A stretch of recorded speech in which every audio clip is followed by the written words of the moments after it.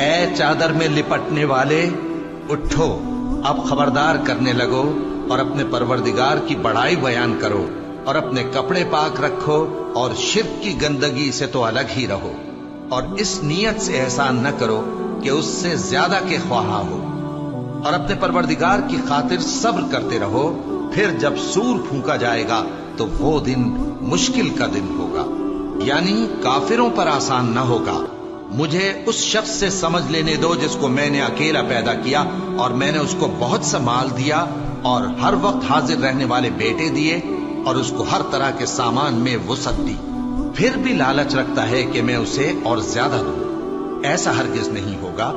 یہ ہماری آیتوں کا بڑا مخالف رہا ہے۔ میں اسے ایک بڑی چڑھائی چڑھاؤں گا، اس نے غور و فکر کیا اور ایک بات ٹھہرا لی،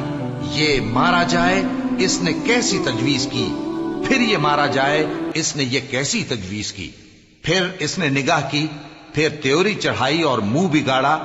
پھر پیٹ پھیر کر چلا اور تکبر کیا،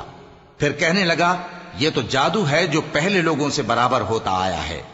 پھر بولا یہ اللہ کا کلام نہیں بلکہ بشر کا کلام ہے، میں ان قریب اس کو سقر میں داخل کروں گا۔